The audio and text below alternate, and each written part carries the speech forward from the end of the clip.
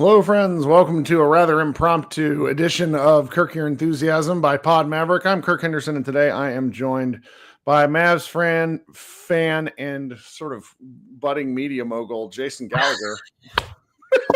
How you doing, buddy? Good. What's up? How are you? I'm good. And so, part of the reason I think people find podcasts appealing is what you're actually doing is just having you're taking a conversation you might have with someone, recording it, and throwing it on the internet. And so you and I have been talking about the Luka Doncic of it all for a couple of weeks now. And really kind of the whole season going back into last year when Tim Bontemps did his final straw poll. I had him on the show here. He and I had a little bit of a discussion, which nobody found satisfactory in hindsight. That's the best kind of show. And so we're looking at the Dallas Mavericks here. There are 16-8. Luka Doncic missed a significant number of games for reasons. We will say they ascribed it to a wrist injury. Tim McMahon said it was a wrist injury, and also he used it to get into shape. So whatever, he was out. The Mavericks won 5 games without him, and the one game they lost, Kyrie missed a free throw, and the Mavericks lost their mind. The Mavericks have lost 8 games by a total of 39 points. Keep in mind the Lakers lost a game to the Miami Heat by 41 points. Yeah. And so we're here, and we're just sort of looking ahead, and there's the Luka Doncic chatter for a variety of reasons is starting to rise. And I wanted to give Jason an opportunity to talk about some things that he's been tweeting about like a great Maverick soldier that he is. So what's going on? Not much. Thanks for having me. It feels good to be in a public platform where it isn't like 11:30 at night and I'm a couple glasses of wine. No, you with wine. Like I love the fact that you did you produced a podcast with LeBron and JJ involving wine, because I have the feeling you were like, well, this is what I do, so why don't you guys do this as well? No, I mean my budget for wine is much lower. I get mine at a beautiful place called Walgreens. No, it's a box. It's cool. Yeah. It's fun. It's fun to be here. I appreciate you asking me to come on and talk about this, because I talked about it a little bit with our friend Andrew Schlecht with the Down to Dunk podcast, and he actually prompted with me. He hadn't seen my tweets yet, but he had asked, given the way that Jokic is playing and the way the Nuggets are performing, like what is the Mavs fans' take on all of this? So I use this as an opportunity to rewind a little bit, to clarify some misconceptions about what I'm saying, and to just sort of get to the real point. So first off, obviously Jokic is playing at a really high level right now, but his team is not, matching that sort of high level of play, which is something that Mavericks fans are very, very familiar with. You remember last January, Luka Doncic was performing at about as high a level as a player I've seen in a long time. I mean, I think it's the best statistical season of the modern era. Yes, and I think that he was punished a lot because of the injuries that sort of surrounded his team. And Mavs fans were trying to, and I don't mean this is like Stephen A. Smith. I'm talking about like really smart people. I argued about it with JJ. He used to make fun of me and was like, dude, he's not the MVP. His team's got to be better. And what I would always argue is that statistics, while they are objective, they are not used objectively. Yes. And good line. And so, so for me, a lot of the arguments of plus minus net rating XYZ, that was all relevant. But I mean, how can you compare one player who is playing on a team with a static starting lineup, the same, the rotations are the same every single night, XYZ, and another player who is playing with a different starting lineup every night, a different lineup variance, a different rotation every single night? Of course, his numbers are going to do this. Sure. So ultimately, Luka had the Mavericks at about 500 in the month of December. And that ultimately really did hurt his MVP case and hurt a lot of the conversation discussion around him last year. Now, it was great, a nice little moment for Mavs fans that the box plus minus did not help Jokic get past the Wolves. The style in which Luka played and the way his teammates played, they did that. Now, again, this is the thing that Dallas had been arguing for a long time, with Kyrie out, with Lively out, with no PJ, with no Gafford. with no good teammates, your team's not going to perform as well. It's a shocking revelation, I know. So we thought we'd put that to bed. And then Jokic is sort of doing what he's doing. And instead of seeing the same kind of response that Luka got last year, the response is overwhelmingly, that doesn't matter. He's still number one in our MVP rankings. He just needs help. That I've seen that a lot of that. And it's funny because it's not from a static type archetype of NBA media. It's not from a talking head. It's like from a combination of talking heads to like Legion Sports to like really smart NBA people. And you just have to sort of ask yourself why. And I think there's a couple reasons. I think one, Luka's really annoying to some people to watch. I think that is a real thing. And how do really smart analytic people actually say that out loud? Who knows? The second thing is that as much as really smart NBA media people want to pretend that, you know, the postseason has no impact on MVP, wrong. It's just a different postseason that has impact, because what Jokic is getting right now is a benefit of the doubt that no other player could ever get unless they had won a ring and were this sort of beloved, you know, whatever. So that's what I think is happening. But the misconception I want to say is that according to my standards, Jokic should still be in the MVP race. But I've been consistent. I don't think team record should be this end all be all of everything. But according to what the media narrative sort of like establishment has the precedent that it's set, is that he actually should be nowhere near that discussion. And the other thing I want to say is I am not arguing for Luka Doncic to be MVP this season. I'm not making that argument. I'm talking about last season. This season is a whole different ball game. He's not even in my top 3 right now, but it's a long season and that could change. So anyways, wanted to get all that off my chest. I hope that makes sense. No, it absolutely makes sense. And I apologize if you guys hear the occasional noise in the background. So far on this show, we've had both of my children. My wife occasionally sticks her head into frame. My dogs make appearances. So we might have my contractor also appear on the show, at least in audio form, as he works on something in the other room. I apologize for that. So I had, I part of my deal and part of why I do this show is because like I specifically like engaging with people. And I try to engage with people in good faith insofar as they will actually do so. There's a fair amount of online discourse that comes down to people basically behaving like professional wrestlers, where they take a position and go with it. And like, that's fun. So it's like every now and again, like I'll search my name and find somebody that like wants to like kill me or, you know, hates all my takes. And it's like, okay, well, like then stop listening to me. But dude, I just want to say, I completely agree. I'm reading a comment right now from Rolex. Y'all too worried about Luka winning MVP. Let's go get the chip first. You understand that Kirk and I cannot go get the chip. No, nor can we actually vote on the MVP. So yeah, what do you want us to say? Like, I hope they win the championship. Hey, good to see you, buddy. I'll see you next time. No, we're talking about the Mavericks. Like, and quite candidly, I was specifically asked by multiple people follow me, like saying, Kirk, I want you to talk about this. This one guy is like NBA and a whole bunch of numbers in his handle, like one of those accounts that like basically comes up as spam unless you click through it, just with the way Twitter works these days. Yeah. And he's like, I want you to like, he's like, his opinion is that it is within my job description to make an argument for Luka Doncic as MVP. He's like, if you're a Mavs fan and this is a thing that you do, I think this is an argument you should be making. Yeah. I don't know if I agree with him, but I think it's an interesting point of view to have. And the whole reason I watch sports is for a variety of levels of enjoyment and discussions and things to talk about that aren't world level bleak, because I don't want to constantly be grumpy and sad all the time. I like sports. It's a real wild. I love arguing about sports too. Yes, it's fun. And that's why we have this discussion. And really, you know, there's an argument to be made that like we could be having this discussion to explain to people why we don't think it should even matter. And maybe we will. I don't know if we're even going to talk about that. So it's a very meta thing, but I at least want it out there in the universe because, you know, I run a Mavs website.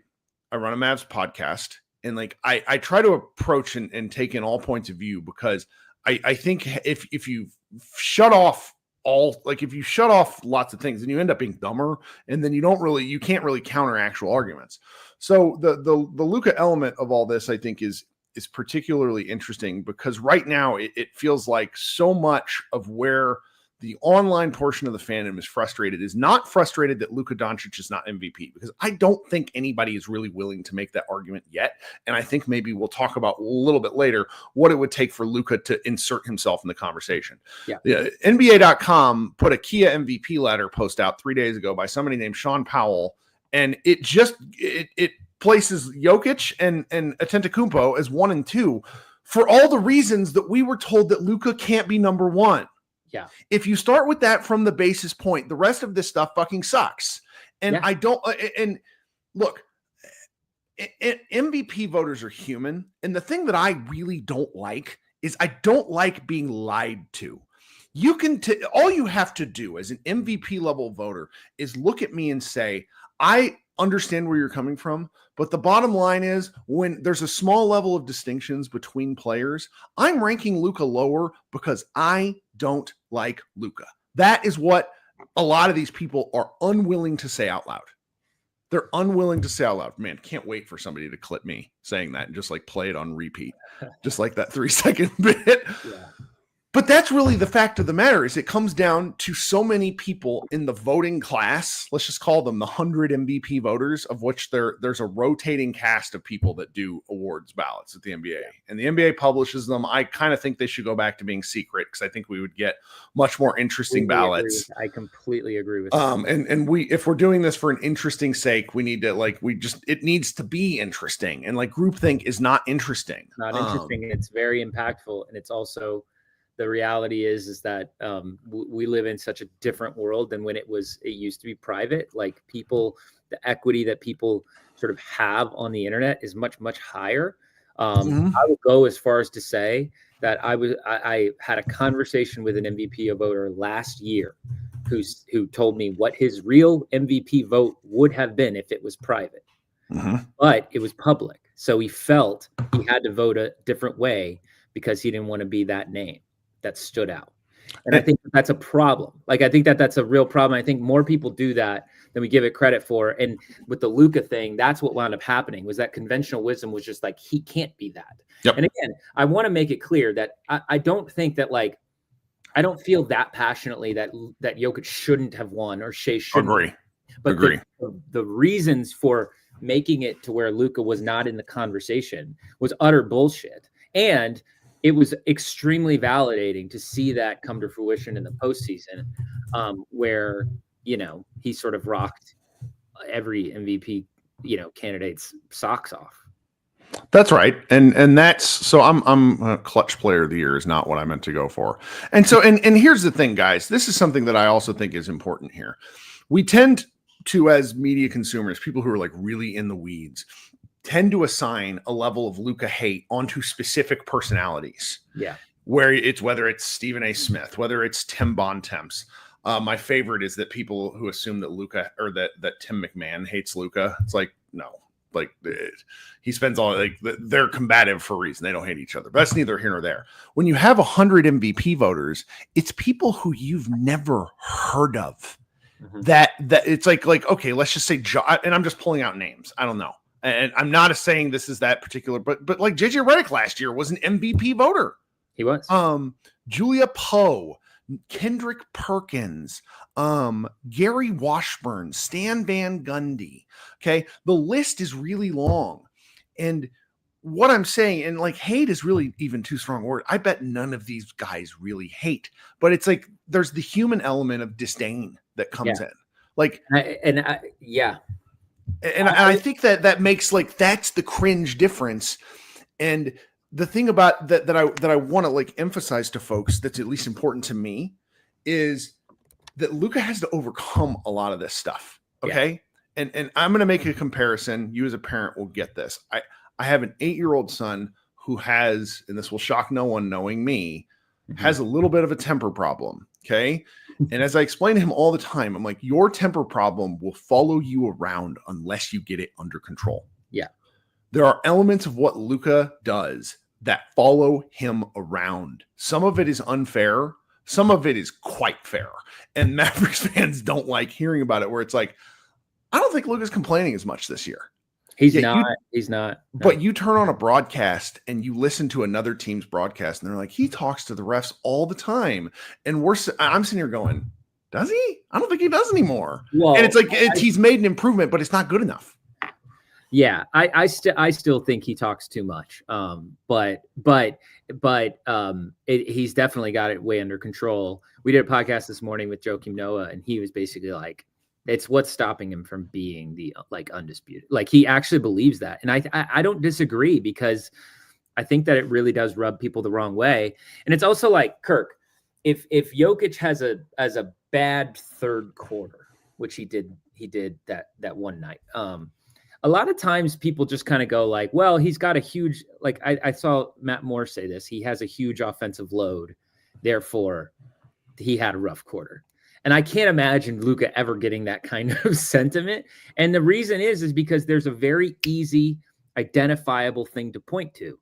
It's that he spends 2 seconds out of every 24-second offensive possession at some point looking at a referee or making a gesture towards a referee.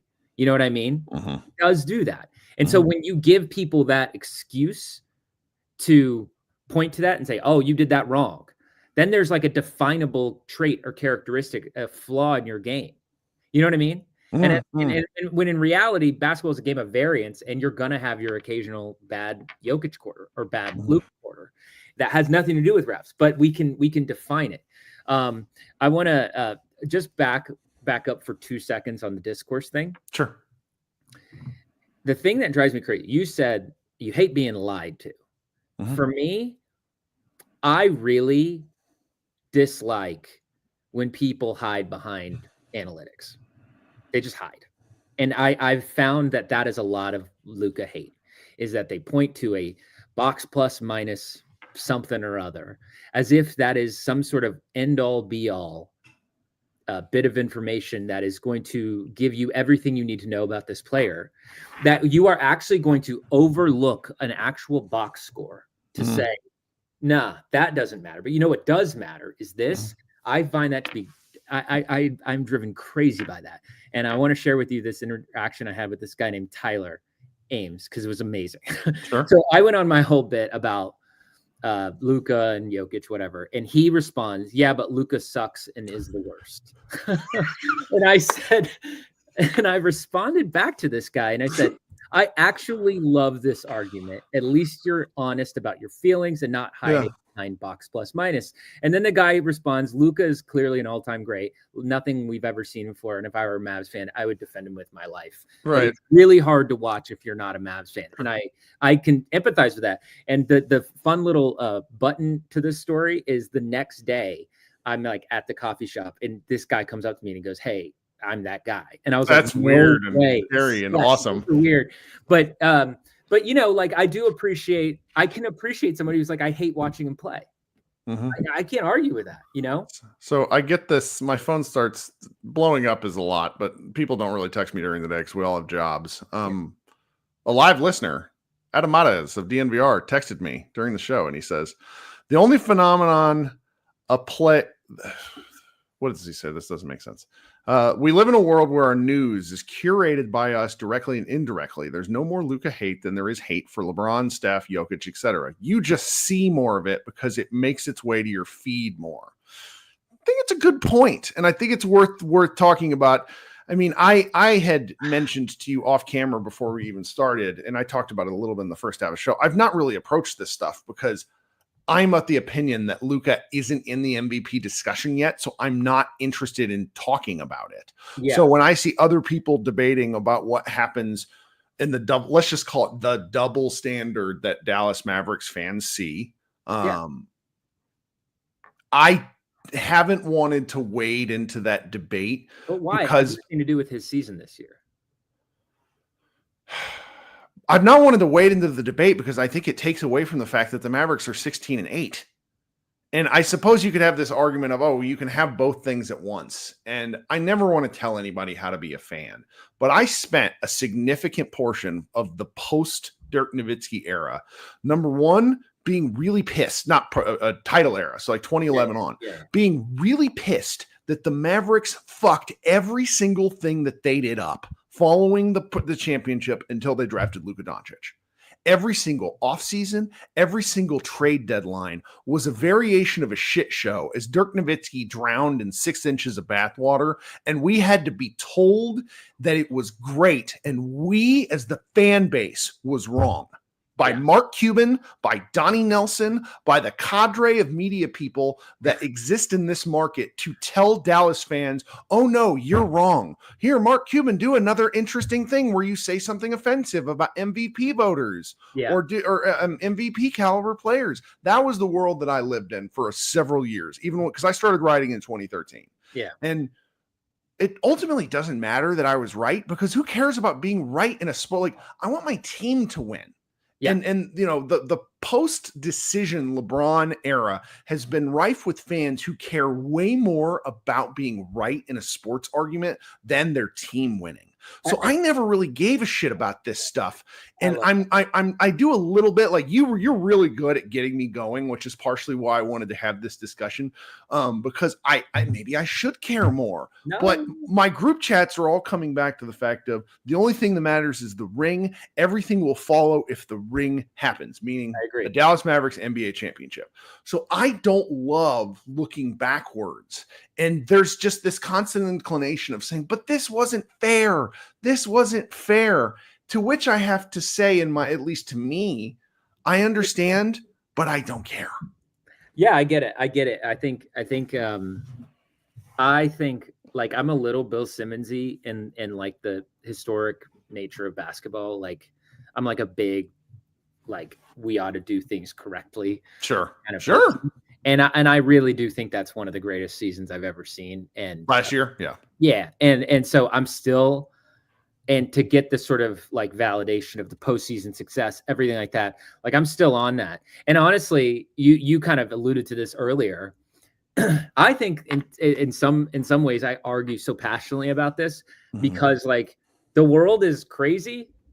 And there's all sorts of stuff we could argue about. Right. This is and more fun. Everything is channeled through this Luka thing for me. I honestly think that's why, because like, I'm not going to wade into stuff like that, but I know basketball. I know media. I think that there is a disconnect between the two, like big time right now.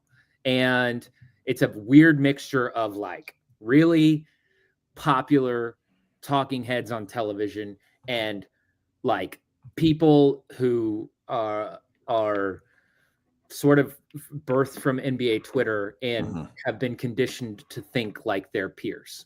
And I think that there is a big gap there of like, are there honest people out there? Like, it's not a coincidence that nobody was really caping for Luka except for maybe Tim Legler. Like, I don't think that's a coincidence. I think that's a product of everybody trying to look smart like they're the next guy. So I don't know.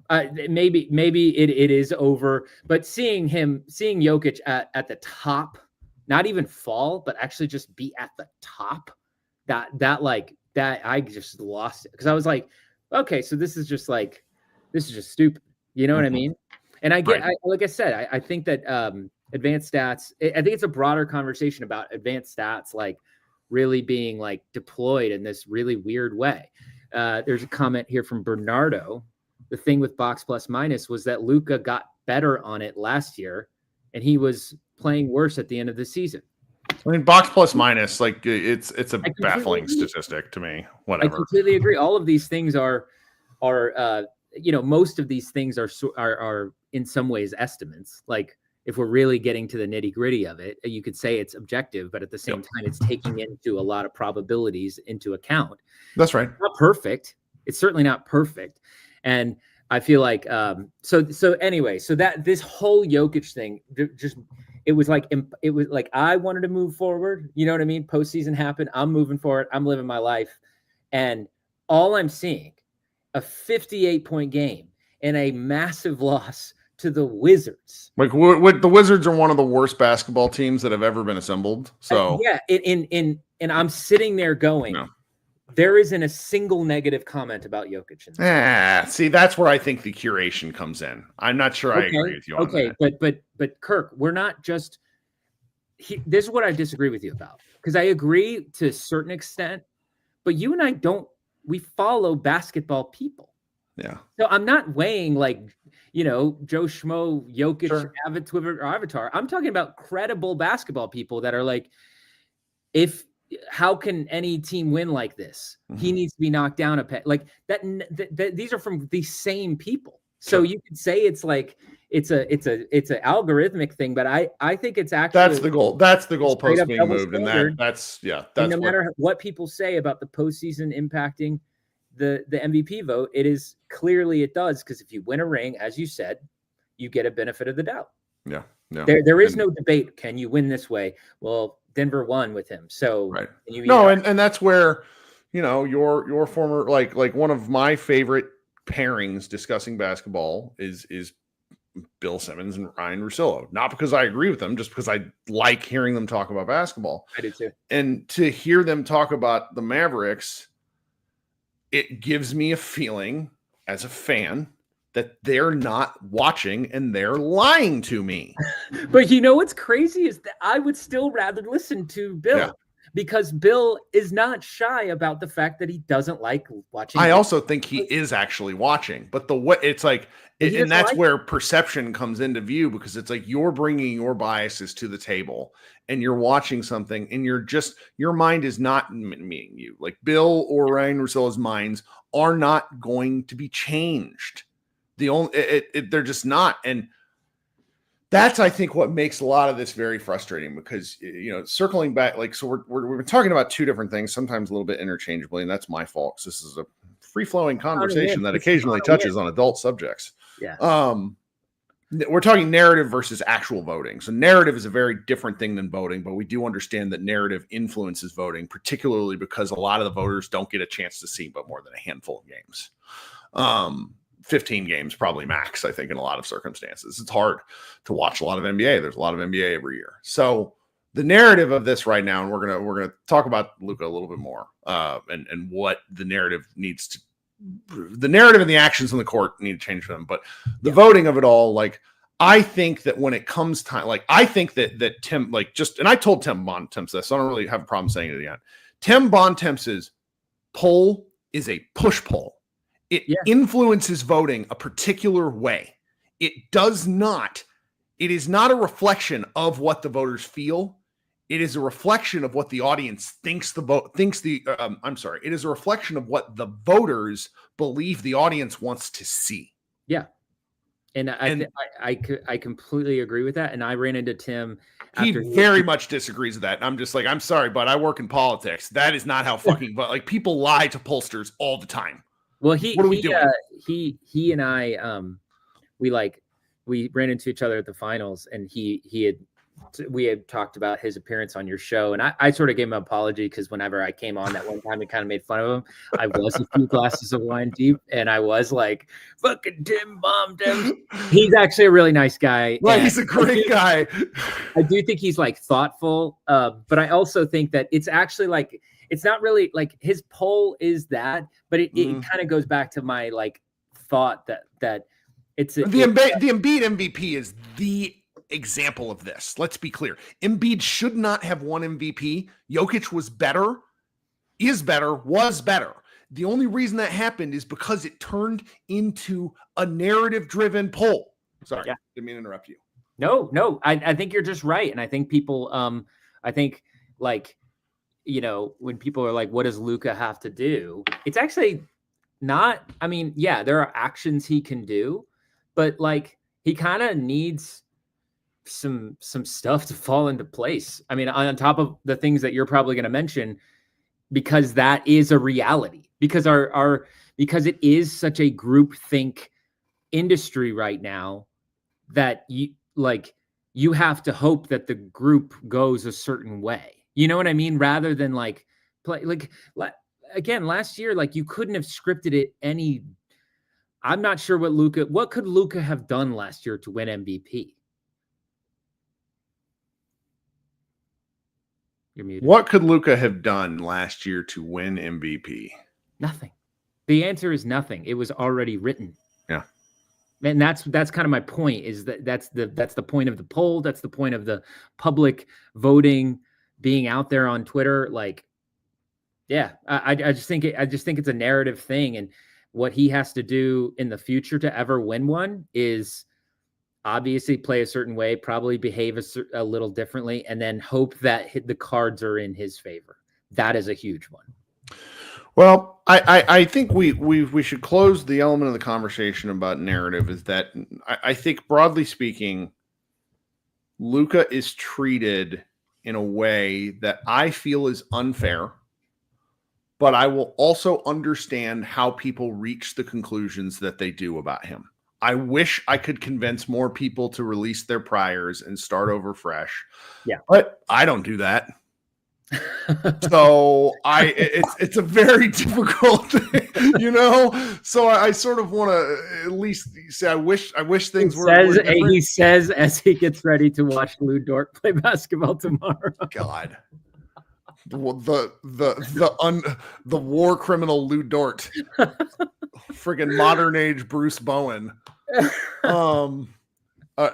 See, now you threw me off track. Sorry. I think there's merit to this conversation. I don't want to tell people how to fan or feel, because if you enjoy this debate, you should continue doing it. But I would beg people to not let it take away from the team's success, because otherwise you're missing. Like the Mavs started 16-8. The last time they started anything like this was 2021, and that was the bubble year where the season got blown up. Other than that, the Mavericks haven't had great starts in a long time. The 2011 was an incredible year. 2011 was 13 years ago, before either of us had children. And it's been a long run to, things like this season don't come about very often, at least this kind of start. I just want people, if arguing is fun for you, have fun, but don't let it take away from the fun, is sort of where I think where I am. Okay. And so the last thing, and because I've already kept you longer than I intended to, is let's just say that we both kind of agree that at the moment, Luka is on the outside looking in for MVP. Yes. I will say, before this 4-game run started, my opinion was I don't think Luka can make it back into the race. However, we're 24 games into the season. I think that I don't see anybody running away from it, because I think SGA runs into a very similar problem Luka's going to run into, which is his team's so stinking good. Are you sure this guy's the most valuable player? And I think Luka will run into that problem. I think Jokic runs into the problem that we've already described, where it's like I don't think a team can give it to a sub like a 6 seed or lower again, and the Nuggets are heading south. Who else is like a real MVP candidate? Like Giannis is MVP candidate. Tatum and Giannis are both considered. Tatum has to be up there pretty high for, and I hate admitting that. And then there's Giannis, who there's another team that sort of toils in the darkness to a certain extent, and they're an interesting group where I think they're a horrible team that's benefiting from a truly soft schedule, and Giannis is amazing. So laying all that out there, I actually want to revise my previously thought take, and I think there is a path back in for Luka Doncic to the MVP race. I think it's for the Mavericks to hold on to, not just get there and hang out, to hold on to a top 3 seed for the rest of the season. So I think you're right. I think there's a path to the race. I don't know if there's a path to number 1, and that's the risk of starting the season late. It's just the risk is that SGA and Tatum have both been very consistent on number 1 seeds. Yep. And if both of them remain that way, I don't even see how one of the comments, I'm sorry, I don't remember the name, but somebody was like, honestly, if Luka leads the Mavs to win the NBA Cup, it doesn't, no one's going to list that as a reason at the end of the year, but in the moment, it's going to propel him in a way that I'm not sure anything else could. It's a good point, because it changes the narrative. It changes the narrative, but could it change, like, in the same way that, like, God, it does certainly feel like MVP just sort of turns into who we wish we would have given it to the year prior. Isn't that kind of funny? Like, and so for that reason, I am a little like, I think people are really itching for SGA to win an MVP. I could just feel it. I also think he's good enough. So, like, it's kind of a combination between, I think the narrative is there, the team's really good. He's clearly the engine of that team. I think if I were the Thunder, I would be like, hey, we have a 3-game head start. Let's sit SGA and lose a game, and then we'll show how valuable he is. Because I actually think he's that valuable. That team, he's like. But we were necessarily saying winning the race. I was more saying. I know. I'm including saying Luka in the top 5. Let's just say. I agree. There is definitely a path to his top 5, and I think that path is like soon. But is there a path to him actually winning it? I don't know. I'm like a little more skeptical on that. I think that I mean, he just so here's the fun part. We didn't lead with this. Did you see he won Player of the Week? I did. Luka won Player of the Week. It's Luka and everybody's favorite shooting guard from Miami. Luka shot a hilarious 44% from 3 over 3 games. Like, yeah, you're gonna light the world on fire when you hit 44% from 3. Yeah. Hey, I used to have I pitched JJ on this idea, and he was like, I love this. And it was that I actually think that Player of the Weeks and Player of the Months should count towards end of season awards. Oh, like LeBron just like winning it forever and then not winning the MVP. Like yeah, back in the day. Like let's say each vote is a single vote, a single point. Like each Player of the Week is a 0.25 point, and then each Player of the Month is a 0.5 point. You know what I mean? Just give us a little more meaning towards it, because I think Luka won a lot of Player of the Weeks and Months last year, and I remember being like, okay, what does that do? You know what I mean? Windhorst was, and I love the Hoop Collective pod. Windhorst was so hilariously, and I do not believe this was intentional, but he kept talking about stat deflation with Luka, and as he's reading off Luka's stats, he's like, well, he's down to 29 points and 9 rebounds and 8 assists. Yeah. And it's like, do you hear the words that are coming out of your mouth right now? That means last year when he was 34, 8, and 8 while shooting 40% from 3, he was actually astounding. But you don't care about the MVP thing. You've said, or you don't care about you don't care about the double standard of the Jokic thing. And it frustrates me, but I can't focus on it because I don't love going down those kind of rabbit holes. But as a person who covers this team, like, take the MVP thing out of it. Mm-hmm. It still drives me crazy. The 73-point reaction is one of the craziest things I like saw as a Mavericks fan. Like the way that the media reacted to it, and some folks tried to like justify it and say, well, hey, it was a domino effect. A lot of things had happened prior. And I was like, are you taking away the 3-point line? Because that's why he scored 73 points. It wasn't because of free throws. Yeah. And it's like, well, was it, I was told it was a domino effect with this and that, but I was like, yeah, but when I watched the highlight package, it wasn't showing any Embiid or Booker or Damian. Lucas were the only numbers that didn't go down following the rule change. Yeah, it was all Luka highlights for what's wrong with the NBA. And so this is why I just go like, I just go like, I don't even know how to put Luka's like career in context right now because of how weird it's been covered. It has been covered super weird. And I think he's like, and like as a fan of his, like I'm just like a little like, no, I think that if you looked at it objectively, what he's done is, somebody tweeted at me today, like Jokic is miles better than Luka. Somebody said that. And I was like, miles? Would you say miles? I wouldn't say miles, but no, I do think maybe he is, but like also it's kind of like on a given night, one could beat the other. Like, I don't think it's like, I think it's kind of like, I think it's pretty darn close. The Jokic thing is, there's a reason why Jokic said Luka is my MVP last year. You know what I mean? Like, I think there's a reason for that because he saw what he was doing. It was like, that's a monster. That's a monster season. Yeah. I mean, and really,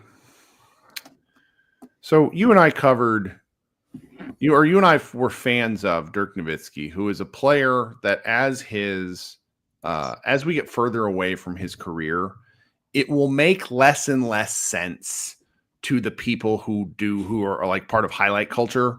And there's nothing wrong with highlight culture. It's just Dirk's game doesn't suit it. But then you look at, like, every few weeks I get some graphic from Basketball Forever where it's like Dirk Nowitzki had the hardest path to a title in the last number of years. And it shows like the sheer number of once and future MVPs that the Mavericks went through in 2011. Mm-hmm. Mm-hmm. But I think big picture, we know that Dirk Nowitzki is going to be not only relegated. It's not what I mean, but he'll eventually slide out of the top 25 because that's just the way history goes. Time. Luka Doncic is a different beast. I have made the argument time and again that Luka Doncic could be Thanos snapped right now, and he would be a first ballot Hall of Famer. And you get these people that disagree with me, and I'm like, first of all, it's the Basketball Hall of Fame, not the NBA Hall of Fame. Yeah. His pre-NBA career, which so many people are naive of, and I don't know why. There's this really cool tool. It's called the internet. You can go find it. He has been a projected Hall of Famer for anybody with a brain since he was about 16 years old. Mm-hmm. And he is part of why this discussion is so funny. Is like we're talking about a guy who, if he plays long enough, and that's a different, maybe that might not happen. You never know. But if he plays another 10 years, we're looking at a guy that's he's gonna have made like 12 straight all NBA teams, hopefully an MVP. He's already got one scoring title. Like you're just talking about a guy with more accolades than he knows what to do with. He's like like those goofy things, like a general with like the giant, like the endless amounts of medals on his chest. So it's like we're talking about a guy who's all, and I say this in comparison to Dirk, to where he's going to be better than Dirk when this is all said and done. I mean, yeah. I mean, he's definitely like on track to do it. It's just a matter of like, it's a matter of things like, that soliloquy of yours is why myself and I think other Mavs fans do get worked up over the MVP thing and do get worked up over the Jokic thing, because those accolades they do matter to a player's career and their standing and all of that stuff. And what does it say about basketball media that someone averaging 34, 10, and 9 who has a 6-time first team All-NBA or whatever, 5-time first team All-NBA player in his first 6 years in the league, like what does it say about basketball media that player is not in MVP conversations? Like he wasn't in the conversation last year. People kind of like, yeah, he's kind of, but he wasn't. It wasn't even a thing. So it was like, what does it say about basketball media? To me, it says that there's something flawed about it, because in a season where a guy averages 34, 10, 9, then leads his team to the NBA Finals, and that's not even in the conversation. That's where I'm very sympathetic, and I'm sure like it's one of the various people that love clipping my shows is going to like hit me up on this sort of stuff. But this is where I sympathize with people who are absolute Luka psychopaths, because you see the way Wemby is covered. Yeah. Huh. Like I love Wemby, and I'm sure he could be an all-generational player, but he's done nothing in his basketball career relative to Luka. Prior to the NBA, he had done nothing relative to Luka, and he is crowned and awarded because Brian Windhorst went out and gave him that crown and proceeds to talk him up to the end of time. Mm-hmm. And we talk about how good the Spurs are, and maybe the Spurs will make the plan. Maybe they'll pull the plug on it. Who knows? Stephon Castle rules. I really like that Spurs team. It's not a denigration of Wemby at all. Yeah. But it's what happened was Luka was pretty good in his rookie year, but I think even he was seeming like his stats weren't great. The Mavericks were awful. Second year, they were so good. Yeah. They went to the bubble. They were amazing, but they lost. And then that next year, that post-bubble year 3, people don't like this. I just wish we could move past it. But year 3 is when the narrative really started to bend, because Luka was not in shape. It took him a while, and he has quite, in my opinion, he's quite literally never recovered narratively from that start to the 3rd season of his career. That's interesting. Yeah. It's been the same talking points, whether he's in shape or not, and whether that's fair or not. I'm just saying that's the way this has gone. And so the fact that they started year 7 the same way, well, that's not fair. That's a lie. Let me back that up. Like what's the guy who does those great videos where he's like, back it up, on Instagram, can't remember, his Jordan the Stallion. He's one of my favorite Instagram followers. This year, Luka's first 5 games or so were well below his shooting standards. Yeah. Then he got a little better, actually got a lot better. Then they rested him for a game. He had an injury, something, played 1 game, missed 6 games, then has since come back. So we're not looking at much of a season, but it's like Luka, I don't know. The optimist in me wants to say Luka's about to skyrocket to the moon with his play, and like the Mavericks will be carried right along with him. Yeah. I mean, that's like, I think that his there's just nothing like there's very few, the Wemby thing. I'm saying a lot. Let me just pause for 2 seconds. I went on Down the Dunk and we talked about something very similar, because I said one of the biggest problems with the NBA right now is that it actually doesn't focus on the reality today. It's always like kind of pushing a narrative that's in the future that doesn't act I mean, the Anthony Edwards is the best example of that. Like, I love Ant, but they put that man before the court. They put that cart before the horse and shoved. And well, and if you feel that way about Ant, how can you, like, Wemby's like maybe even worse in some ways. And so, in like, what my whole point was that I actually think it's like a pretty big miss to not have the Thunder on Christmas Day. Like, I was just kind of like, why would you not? They're clearly going to be a really relevant team for the next 10 years. They're the best team in the West right now. They're the most likely team to go to the finals. And I think it's going to be them and Dallas in the Western Conference Finals. And then I legitimately don't understand. And it's because they really, really want Wemby and Anthony Edwards to be the next faces of the NBA. Well, guess what the worst thing for Wemby is going to be? Tell me. When he goes and plays the Knicks and puts up like 18 points, which he's done. He did it on opening night, like there's still this sort of like,